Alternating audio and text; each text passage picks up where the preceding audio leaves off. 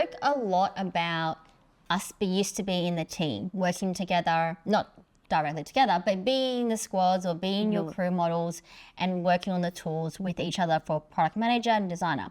Now let's talk about when we elevate. So as a product leader and as a design leader, what does that mean? You know, when we are leaders of people leaders actually, and how do we collaborate to make magic rather than drama? For me, maybe I'll give a start around what does a good, product leader and a design leader look like? So I've worked with a lot of leaders, but only to be honest, 2 that really stood out for me that I felt like it's the same kind of emotional things about supporting each other. So for us, it's all about kind of sorry. For us, Are you about to cry? No.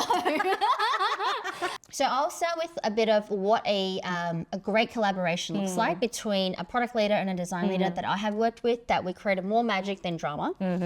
Was very little drama to zero drama. One of the things I think it was when we amplify our role up, when we become leaders, we got people under us. We need to, really set the principle and how we're going to collaborate, because we understand that as leaders, we have to demonstrate what is our expectation and what does good look like. And for me, we looked at kind of the 4 areas. One is really about what is our portfolio, what is our remit that we're both looking after, what is the actual goal together. And then what is the practice that we need to respect each other's practices, that we will continue on, working with our product managers, working with our designers, you guys have design review while we have, product brief review as well.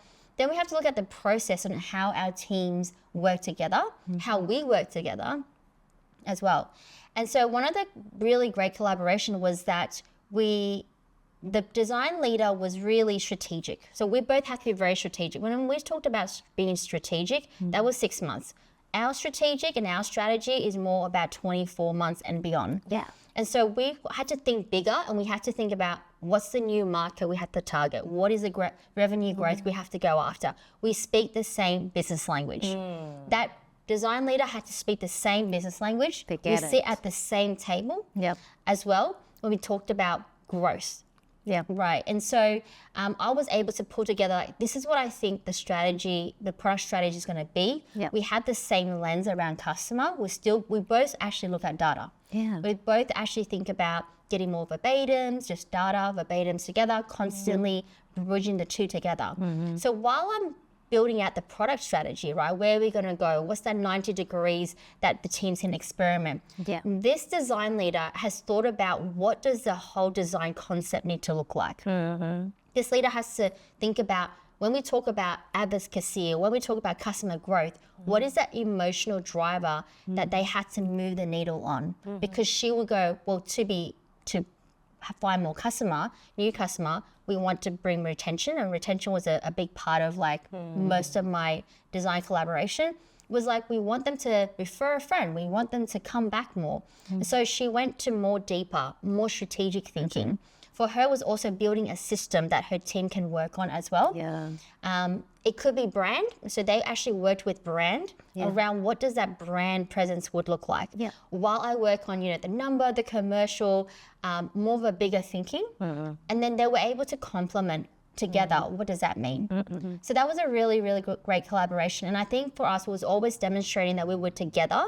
And when we were absent in the room, we always were able to support each other and go, oh, actually, I think, designer needs to think about this. Let me take that away and let me work with them on that.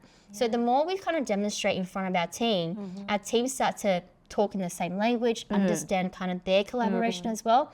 I think that's really, really important when working with design leaders. Your squad just never goes away, actually. Even if you think about going up to an executive, you've got a CPO, you've got a CTO, and then you may have was it design CXO? As well, maybe. CDO. Yeah, whatever it is.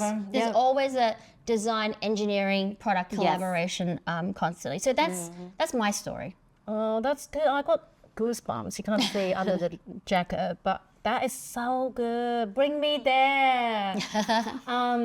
Okay, mine is kind of similar, and I have sadly a few of these in my career. I mean, in my 18 years of career, just a few. But never underestimate that one good relationship, it puts you in that space where you feel empowered every single time you think about it. And that's exactly this particular thing this relationship I'm gonna share. Like, so this product leader we never know each other before we get into the same team. As soon as we get into the same team, what I have noticed, sometimes you have the first conversation with someone and instantly you just felt this person was full of curiosity and you were under the spotlight. You feel amazing because they make you feel that way. Yeah. And it was that product leader had that superpower. He was asking questions, not just around what I do and trying to understand what I do. They didn't just go ahead and talk about the product. They were curious about you as a person. And what they were doing there, they were trying to understand my motivation, understand what success means to me for design and my team. And also, throughout those conversations that we had, he effortlessly implanted in my head what success looks like for the team and for him as well. So we were both also like exchanging understanding for each other. And so that first phone call set off a great relationship from the get-go. Yeah. And from that point onward, my guard, usually when you report to someone or working with someone that's a little bit more senior, usually we have a guard up here, right? Oh, we want to present as we know everything. But suddenly, because of this conversation, I felt, I will be able to be myself. And you know how hard it is to just like find someone, a leader, who is able to let you be yourself. And for me, it's like a complete unlock system. From there, I started to tell him, I'm going to warn him, prime him. I'm like, let me just tell you the way I work. I'm a little bit a wild horse, right? But if you give me the key to be wild, I come up with the best stuff. And he goes like, great, let's do that, right? So he would be able to create the room for me to be this wild horse while building the environment to enable me to do what I can do the best. But at the same time, he's able to pull me back when I was running way too far. And so I think for me, I'm constantly looking at the figure that was able to listen, communicate without bias. They learn what design is and what my perception of good design is, but at the same time creating the room, but also guiding me to exactly what matters. Because at the end of the day, companies to make money, and I've learned more about business strategy than anybody I have in my career working with this product leader, who took me under his wings to show, like, put me in front of in the pitch that I was in front of the room of 50, 60 decision makers to raise fundings, all of that. All those opportunities were funded by him, And so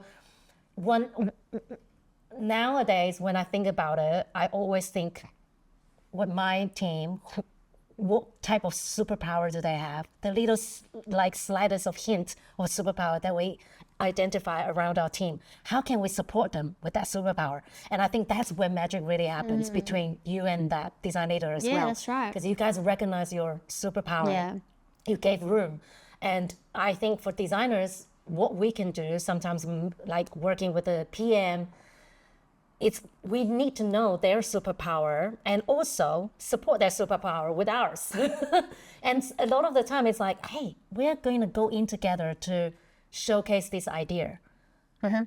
Let me make this presentation really powerful, right? Maybe we're gonna do a product showcase. How can we make it with a wow factor? Like those kind of things. It's actually really, it seems simple, but it's really like the secret glue that connects everyone together. Yeah, that's actually really, really powerful, because I think and you talked about boundaries, and that's really, really good, because I think sometimes product is like, come on, get going, right? It's a bit of a relay race when you think about it, how work gets handed over, how context gets shared. Like, sure, we're at the front foot of like understanding the business pain points or the customer problems that need to solve. We get more pressure around, hey, I need results, right? We do get a lot of pressure on that. And then you got to hand off the work to a designer or to a design leader as well. And so for me, boundary is really, really important. Respect their boundary, because it is for me, I understand that there's this creativity lens that they need, right? Oh.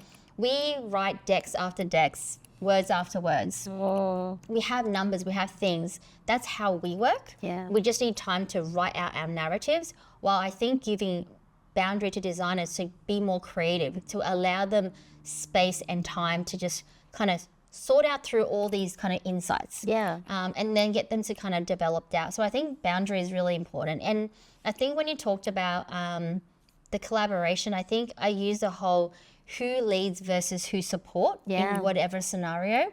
So for example, if it's about, the commercial aspect of it, you expect a product manager to lead or product leader to actually lead that conversation, while the design will support it and understand it. While it's around, more customer, more the design elements of things, you would expect a designer to lead that conversation, to facilitate the conversation, or design leader, and you expect a product to kind of understand it and support them as well. I think this lead and support model is a really, really good one, without tearing each other's hair out about roles and responsibilities, because that's just on paper, right? But naturally, real collaboration is about how you create a momentum and maneuver in a nice way together.